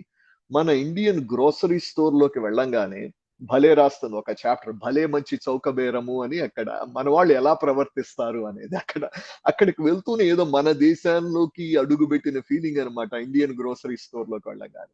ఇక్కడ ఒక లైన్ చదువుతాను, అంటుంది చూడండి ఇక్కడ: కొత్త దేశంలో నేర్చుకున్న పద్ధతులు, పాలిష్ పెట్టి మెరిపించుకున్న మేనర్స్, వ్యవహారాలు అన్ని తుంగలో తొక్కేయండి. ఇక్కడ అన్ని మర్చిపోయి ఇక ఇదే మన సామ్రాజ్యం, మిగిలిన వాళ్ళందరితో పోరాడాలి, మనం మన గ్రోసరీలు మనం తీసేసుకుని అది అంతా ఆ చాప్టర్ అంతా కూడా చాలా హ్యూమరస్ గా, అంటే మన కేర్ఫుల్లీ కల్టివేటెడ్ మేనర్స్ ని పక్కన పడేసి ఇండియాలో కొన్ని చోట్ల జనసమూహం ఉన్నప్పుడు ఎలా పోటీ పడి ఒకళ్ళ చేతులు ఒకళ్ళు ఇలా పెట్టి ఎలా చేస్తామో అటువంటిదే ఇక్కడ మా బే ఏరియా గ్రోసరీ స్టోర్స్ లో జరుగుతోంది అనేది చాలా చక్కగా రాసుకొచ్చారు. అంటే ఇది వన్ ఆఫ్ ద ఫాసెట్స్ అన్నమాట ఇక్కడ. అట్లాగే మళ్ళీ అందులో కూడా చక్కటి నుడికారం, ఆ తుంగలో తొక్కటం అనేది మళ్ళీ చక్కటి తెలుగు నుడికారం. ఈమెకి భాష మీద ఉన్న పట్టు నిజంగా అసలు భలే అబ్బురం కలిగిస్తుంది. చాలా మంది అనుభవజ్ఞులైన రచయితలకు కూడా అంతగా ఈజీగా పట్టుబడని భాష మీద పట్టు ఈమె రచనలో ఉంది. ఇక్కడ చక్రధారిణి అని చెప్పి ఒక ఎపిసోడ్, ఒక కథ. అందులో ఈమెకి మొదటిసారిగా లైసెన్స్ రావటం, సో కాన్ఫిడెంట్ గా కారు నడిపే ఆ ఉత్సాహం రావటం, ఆ ధైర్యం రావటం, ఆ అనుభవం అంతా రాసిందనమాట. రాసిన దాంట్లో 2 విషయాలు కలిసి వచ్చినాయి. ఇక్కడ వాళ్ళ శ్రీనిధి పేరెంట్స్ తనని అమెరికాలో విజిట్ చేయడానికి వచ్చినప్పుడు ఈ పేరెంట్స్ విజిట్ చేయటం అనేది ఒక ఎపిసోడ్, ఒక ఆస్పెక్ట్. తాను డ్రైవర్ గా కాన్ఫిడెంట్ గా కారును డ్రైవ్ చేయడం అనేది ఇంకొక ఆస్పెక్ట్. ఈ రెండు ఆస్పెక్ట్లు కలిసిన సంఘటన ఇది. అందులో ఈమె కార్లలో వెళ్తూ వాళ్ళ అమ్మని అడుగుతుంది, అమెరికాలో నీకేం నచ్చింది అమ్మా అని చెప్పి. అంటే మిగిలినవన్నీ ఏమో కానీ నువ్వు కారు నడుపుతూ ఉంటే నీ పక్కన కూర్చుని అమెరికా చూడడం బాగుందే బాబు అని వాళ్ళ అమ్మగారు. శివ, మీరు మ్యూట్ చేసుకుంటారా? మీ పేపర్స్ చాలా సౌండ్ వస్తుంది. ఇక్కడ మనం గమనించాల్సింది ఏంటంటే మంచి చెడు అమెరికాలో ఉన్న విషయాలు అమెరికా అమ్మాయి చూసినట్టే చుట్టపు చూపుగా వచ్చి వెళ్ళే వాళ్ళ అమ్మా నాన్న కూడా గమనిస్తున్నారు. నిజానికి చాలా మంది రాసే వస్తువులు, కథా వస్తువులు ఇలాగే ఉంటాయి. అమెరికా చుట్టపు చూపుగా వచ్చి వెళ్ళే పేరెంట్స్ విషయాల్ని చాలా మంది రచయితలు రాశారు. వెళ్ళొచ్చిన పేరెంట్స్ రాశారు, ఇక్కడ ఉన్న పిల్లలు రాశారు. అయితే మెలోడ్రామా లేకుండా హాయిగా ఉన్న విషయాన్ని చెప్పగలిగిన సమర్థత, ఆ చక్కటి రచన పాఠవం మనం అమెరికా కోడరకం కథలో ఇది కనిపిస్తుంది. ఆమె అట్లాగే ఈమె పేరెంట్స్ ఇక్కడికి రావటం, పిల్లల్ని చూసుకోవటం, అది వాళ్ళు మరి హ్యాపీగా భావిస్తున్నారో బాధ్యతగా భావిస్తున్నారో, ఇటువంటి ఆలోచనలతోటి రాసిన కథ ప్రవాహం అనే కథ సాక్షి ఫండేలో వచ్చింది. దాన్ని షార్ట్ ఫిల్మ్ గా తీసి మన యూట్యూబ్ లో పెట్టారు. ఒక్క నిమిషం పేరు కూడా చెప్తాను. నేను మా అబ్బాయి అమెరికా అనే పేరుతోటి యూట్యూబ్ లో ఉంది అది. సో ఇట్లాగా ఈ పేరెంట్స్ విజిటింగ్, తర్వాత అపార్ట్మెంట్ లివింగ్, దాంట్లో వచ్చే ఈ చికాకులు, ఇబ్బందులు, అలాగే కొన్ని ఉపయోగాలు, కొన్ని స్నేహాలు, తర్వాత సరే H4 గురించి మనం చాలానే మాట్లాడుకున్నాము. కోవిడ్ లాక్డౌన్ గురించి కూడా కొంత మాట్లాడుకున్నాం. ఇక్కడ ఎక్కడ దొంగలు అక్కడనే గప్ చిప్ అనేసి కోవిడ్ లాక్డౌన్ ప్రకటించగానే దాని గురించి రాస్తున్న దాంట్లో నుంచి కొన్ని వాక్యాలు చదివి వినిపిస్తాను. సర్వకాల సర్వావస్థల్లోనూ ఆర్పటానికి వీల్లేని వంటింటి నిత్యాగ్నిహోత్రం. ఇందులో ఎన్ని రకాల వాడుకలు, ఎన్ని రకాల నుడికారాలు తీసుకొచ్చి ఒక్క వాక్యంలో ఇమిడ్చింది చూడండి.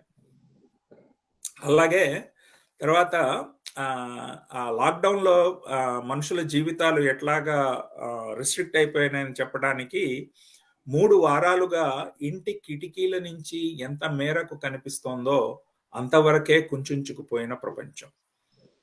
అది నిజంగా ఒక క్షణం మార్చి 2020 సంవత్సరంలో ఆ నెలలో లాక్డౌన్ లో ప్రకటించగానే అందరం ఎక్కడ దగ్గర అక్కడే గప్ చిప్ అన్నట్టు ఎట్లాగా బిగుసుకుపోయాము, ఎట్లా ఒక్కసారిగా మన చుట్టూ ఉన్న ప్రపంచం అంతా కుంచుకుపోయింది. అక్షయ పాత్రలాగా ఎన్నటికీ తరగని సామానుతో అలరారిన కాస్ట్కో అంటే స్టోర్ పేరు, నిలువు దోపిడీ చేసిన ముత్తైదువులాగా నిలబడింది. అంటే అసలు ఎంత నిజంగా ఆ వర్ణన, నిలువు దోపిడీ చేసిన ముత్తైదువు అంటాం, ఒక్కసారిగా ఆ విషాదాన్ని, ఆ దృశ్యాన్ని ఎంత చక్కగా చిత్రించిందంటే చదువుతుంటే నిజంగా ముచ్చటేస్తుంది. ఆ భాషకి, ఆ ఎక్స్ప్రెసివ్ పవర్ కి చాలా ముచ్చటేస్తుంది. ఇక్కడ తన ఏజ్ కూడా గుర్తుకొస్తుంది. అంత చిన్న పిల్ల, అంత చక్కటి నుడికారాన్ని చేసి అక్కడ చాలా బాగా చెప్పింది. కరెక్ట్. మనం దాదాపుగా గంట సేపు మాట్లాడేసుకున్నాం. మీరు థీమ్స్ గురించి ఇంకేమన్నా చెప్పేది ఉందా? నేనేమన్నా మిస్ అయ్యానా ఇక్కడ? థీమ్స్ అంటే మనం ఇంతకు ముందర అనుకున్నట్టుగా ఒక 6 థీమ్స్ మనకి ఓవర్ ఆర్చింగ్ థీమ్స్ అంటారు, అటువంటివి దీనిలో వచ్చాయి. ఒకటి ఆ H4 వీసా ప్రాబ్లమ్స్ అనేది మనం చాలా చర్చించేసాం. దాని గురించి ఎలా తను అక్కడ ఉండే ప్రాబ్లమ్స్ అవి ఎలా ఆవిష్కరించిందో. అలాగే మన ఇంట్లో మన భారతదేశంలో ఉన్న వాళ్ళతో అనుబంధాలు, అక్కటి జ్ఞాపకాలు, ఆ నోస్టాల్జియా కూడా కొన్ని చాప్టర్స్ లో ఆవిడ చక్కగా పట్టుకున్నారు అక్కడ. నడిచి వచ్చిన దారి అని కానీ, లేకపోతే నలుగురు కూడిన వేళ నన్ను ఒకసారి తలవండి, ఇటువంటి చాప్టర్లలో అక్కడ వాళ్ళతో ఉన్నప్పుడు ఆ యొక్క అనుభూతులు, ఆ యొక్క మెమరీస్, వాటిని గురించి ఒక థీమ్ అటువంటివి చాలా రికరింగ్ గా వస్తుంటాయి. అలాగే ఇప్పుడు మనం మాట్లాడుకున్నట్టుగా కన్స్యూమరిజం, ఫోకస్, అపార్ట్మెంట్ లివింగ్, దాటిల్లో ఉండే సాధక బాధకాలు, అది అన్ని హ్యూమరస్ గా పైగా. అలాగే ముఖ్యంగా peer pressure from the desi groups, ముఖ్యంగా ఈ వాట్సాప్ కల్చర్ లో ఎన్నో రకాల వాట్సాప్ గ్రూపులు ఉన్నాయి. వాటిల్లో నుంచి వచ్చే ప్రెషర్స్, ఇది కూడా చాలా హ్యూమరస్ గా చెప్పారు. మన దాని గురించి కూడా ఒక 2 మాట్లాడుకుందాం తర్వాత. అలాగే మన పేరెంట్స్ ఇక్కడికి వచ్చినప్పుడు చాలా చక్కటి అబ్జర్వేషన్ చేశారు. ఒక్కటి ఏంటంటే మనం ఇప్పుడు స్టాండర్డ్ గా చేశారు, ఉన్నాయి. మీరు రాశారు, లేకపోతే గుర్తి గారు వీళ్ళ కథలు రాశారు ఇక్కడికి వచ్చిన పేరెంట్స్ గురించి. నేను రాసింది తక్కువ, నేను ఒకటే రాశాను, బట్ చాలా మంది రాశారు. గుర్తి గారు రాశారు. మీరు వీరిగాడి వలస ఎవరు రాసింది? మీరే. అదే అంటే ఇక్కడ ఉండే పేరెంట్స్ చక్కటి అబ్జర్వేషన్ ఏం చేస్తుందంటే, పేరెంట్స్ లో రాజకీయాలు. ఇదేంటంటే పిల్లలు వాళ్ళ పనుల్లో వాళ్ళు వెళ్ళిపోతూ ఉంటారు. ఇక్కడ ఉండే ఎవరికైనా తెలుసు, లేచిన దగ్గర నుంచి ఆఫీస్ కి వెళ్ళటం రావటం వీటితోనే సరిపోతుంది. వీటిలో ఇక్కడికి వచ్చి పిల్లలు, కోడలు ముఖ్యంగా తమల్ని ఎలా పట్టించుకోవట్లేదు అనేది ఇక్కడ మా బే ఏరియాలో ఎలా జరుగుతుంది. అపార్ట్మెంట్స్ లో ఇంతమంది ఇండియన్స్ ఉండటం వల్ల పేరెంట్స్ మధ్యాహ్నం అంతా కలిసి కూర్చుని మాట్లాడుకుంటూ ఉంటారు. వీటిల్లో కామన్ థీమ్ ఏంటంటే, మా కోడలు ఇలా చేసింది, లేకపోతే మా అబ్బాయి ఇలా పట్టించుకోవట్లేదు, మా కోడలు పొద్దున వెళ్తుంది నాకు టిఫిన్ ఇవ్వలేదు, లేకపోతే ఇలాంటి చర్చలు అన్నమాట. ఇలాంటి రాజకీయాలు పెద్దవాళ్లలో ఎలా ఉన్నాయనేది అంటే ఎక్కువ చెప్పలేదు కానీ చాలా చక్కటి అబ్జర్వేషన్ ఒకటి చేసింది. ఇటువంటిది అది. ఆ తర్వాత ఇందాక అనుకున్నట్టుగా కోవిడ్ టైంలో లాస్ట్ ఒక 3 చాప్టర్లు ఉంటాయి వాటి గురించి కూడా బాగా చెప్పారనమాట. సో ఇవి ఒక 5-6 ఓవర్ ఆర్చింగ్ థీమ్స్ అనుకోవచ్చు. మనం దీనిలో ఇప్పటి వరకు H4 కవర్ చేస్తాము, అలాగే కన్స్యూమరిజం గురించి కూడా కవర్ చేస్తున్నాం. కోవిడ్ లివింగ్ గురించి కూడా మీరు చక్కటి ఆ నుడికారాలు, ఆ వాడిన పద్ధతి, దాని గురించి మీరు వివరించారు. సో ఇలా ఇంకా 2-3 టాపిక్స్ మనం ఉన్నాయన్నమాట. సో వీటన్నిటికీ వెనకాలంటే దాదాపు మనం గంట పూర్తయింది కాబట్టి ప్రేక్షకులు కూడా మరి బోర్ కొట్టకుండా, సో బ్రాడ్ గా ఇలాగా థీమాటిక్ గా ఉంది రచన అంతాను. నేను అనుకున్నది ఏమిటంటే 2-3 ఇంకొన్ని ముచ్చటైన విషయాలు ముచ్చటించుకొని మనం ముగింపు తీసుకుందాం అని చెప్పి. ఈ కథనాలన్నిటి వెనకాల కూడా కనపడకుండా కొంచెం ముసి నవ్వులు చిందించుకుంటూ ఈమెకి అవసరమైన ప్రోత్సాహాన్ని ఇస్తూనే చాలా సార్లు ఈమెకి చిరాకును కూడా కలిగిస్తూ ఈమె కోపానికి కారణమవుతూ వచ్చినటువంటి పాత్ర ఆమె భర్త వెంకట్. ఎక్కడ మరీ స్పష్టంగా అయితే కనపడ్డు కానీ అలా తెర వెనకాల ఉంటూనే ఆయన సమర్థవంతంగా పోషించాల్సిన పాత్ర పోషిస్తూ వచ్చారు. ఈ పుస్తకాన్ని ఇంత ముచ్చటగా తీసుకురావటంలో కూడా ఆయన ఎంతో చొరవ తీసుకొని శ్రీనిధికి హెల్ప్ చేస్తూ పుస్తకాన్ని చాలా చక్కగా తీసుకురావటంలో ఆయన ప్రమేయం కూడా చాలా ఉంది. సో ఈ సభాముఖంగా శ్రీనిధి బెటర్ హాఫ్ అయినటువంటి వెంకట్ గారికి కూడా మనసారా అభినందనలు. ఈ దీంట్లో వెంకట్ని ప్రస్తావించడంలో ముఖ్య కారణం ఏమిటంటే, కొత్తగా పెళ్ళైన వాళ్ళు, యువకులు, ఉడుకు రక్తం, ఉప్పు కారం తిన్న శరీరాలు, మనసులు, మేధస్సులు, దేనికైనా చీమ చిటుక్కుమంటే చాలు మనోభావాలు గాయపరిచేసుకుని అవతల వాళ్ళ మీద యుద్ధానికి తిరిగిపోయి కొట్టేసుకుని రక్కేసుకుని లాంటి జరుగుతున్న సంఘటనలు జరుగుతున్న నేపథ్యంలో, అది ఏ జాతి వాళ్ళైనా కానివ్వండి, భారతీయ సంతతిలోనూ జరుగుతున్నాయి, మిగతా చోట్ల జరుగుతున్నాయి. అట్లాంటి నేపథ్యంలో కుటుంబ జీవితానికి, భార్యాభర్తల అనురాగానికి చాలా చక్కటి ప్రాముఖ్యతనిస్తూ, ఇంతకు ముందు అక్కడ పురాణం సీత గారు రాసిన ఇళ్ళని ముచ్చట్లైనా, లేదా ఈ అమెరికా ముందు తరం వాళ్ళు రాసినటువంటి కమలా చెమట గారు, లేదా దశక శ్యామల గారు రాసినటువంటి రచనల్లో అయినా కూడా మనకి ప్రాముఖ్యంగా కనపడేది ఆ కుటుంబ జీవితంలో ఉన్నటువంటి అనురాగం.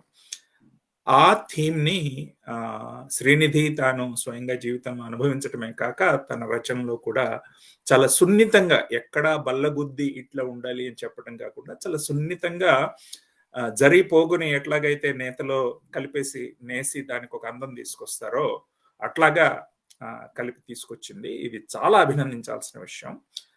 ముఖ్యంగా యువకులందరూ ఈ పుస్తకంలో ఇది గమనించాల్సిన విషయం అని నాకు అనిపించింది. తర్వాత ఇక్కడ ఒకటి చదివి వినిపిద్దాం అనుకున్నాను. మొట్టమొదటి కథలోనే ఆమె తనని తాను పరిచయం చేసుకుంటూ చెప్పే మాటలు ఇవి. ఉద్యోగం వదిలేసి భర్త వెంట అమెరికా వాసం వచ్చిన క్యాండిడేట్ ని, వీసా సమస్యల వల్ల ఇంట్లో చిక్కుకుపోయి రోజు న్యూస్ లో వచ్చే అమెరికా వార్తలు విని నాకెప్పుడు ఉద్యోగం వస్తుందో అని లెక్కలు వేసే చుట్టాలని మేనేజ్ చేస్తూ, న్యూస్ వినే తను కాదు, చుట్టాలు వచ్చిన వింటున్నామట.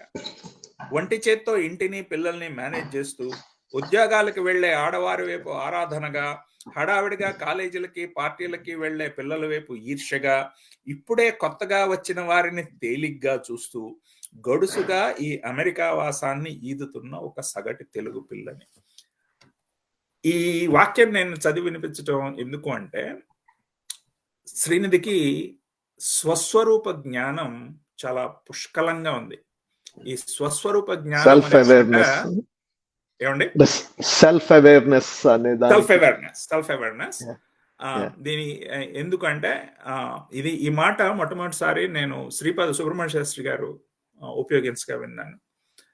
రచయిత అయిన వాళ్ళు స్వస్వరూప జ్ఞానం లేకపోతే ఏవో అరువు తెచ్చుకున్న భావాలతోటే వాళ్ళు రాసుకుంటూ పోతారు, అటువంటి రచనకి పెద్ద విలువేమీ ఉండదు అని ఆయన చాలా గొప్ప అభిప్రాయాన్ని వెలువరించారు.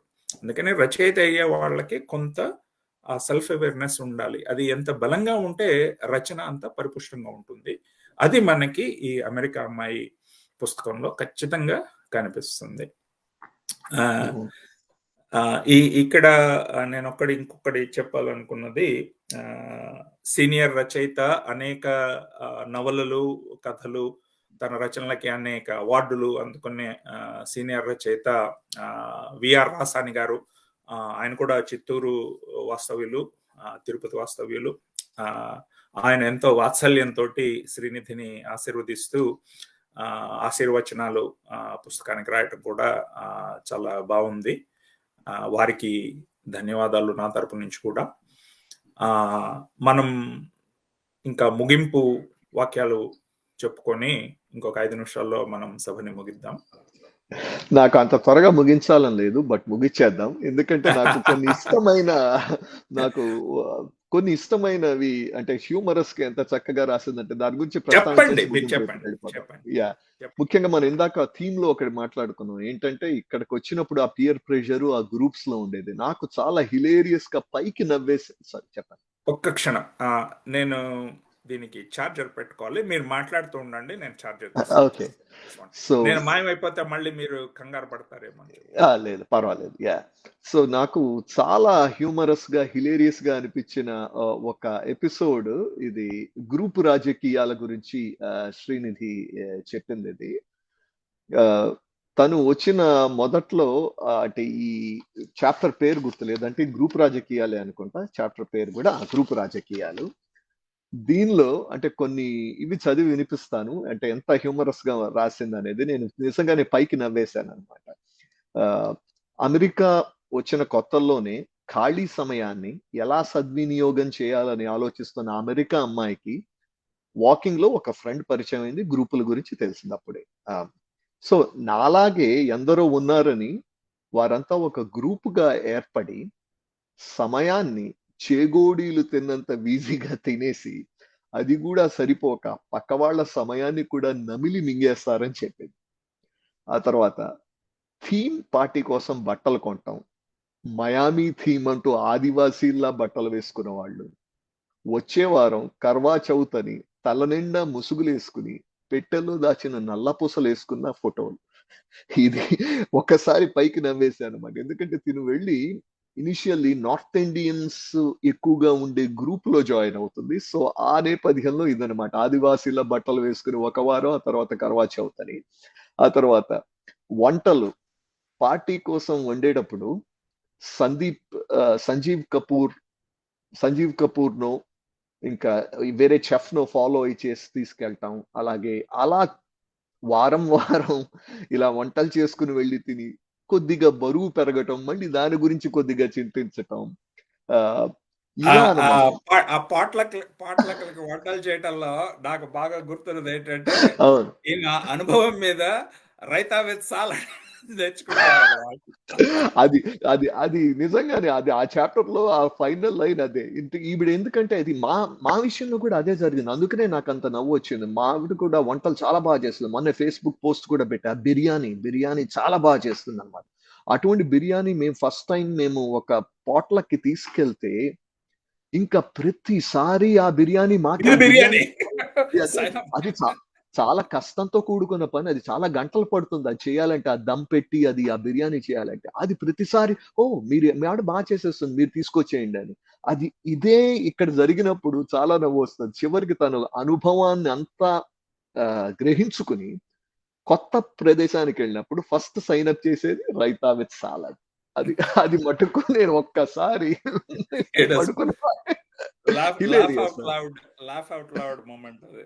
Yes. యాహ్! సో అదే మనం ఇంకా ముగిద్దాం అనుకుంటాం కాబట్టి ఇటువంటి సంఘటనలు, ఇటువంటి హ్యూమర్ దండుగా ఉంది.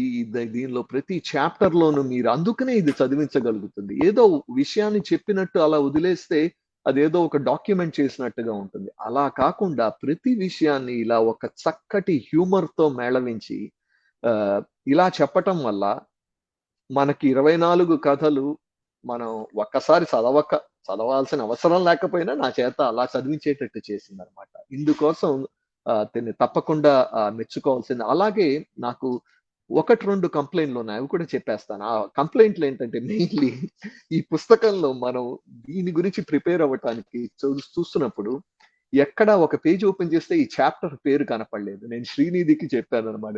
మీ పేరు ప్రతి పేజీలో ఉంది. అది అక్కర్లేదు. మీ పేరు తీసేసి ఆ చాప్టర్ పేరు వేసుకోండి అక్కడ. మాలాంటి వాళ్ళకి చదువుకోవడానికి ఉంటుంది.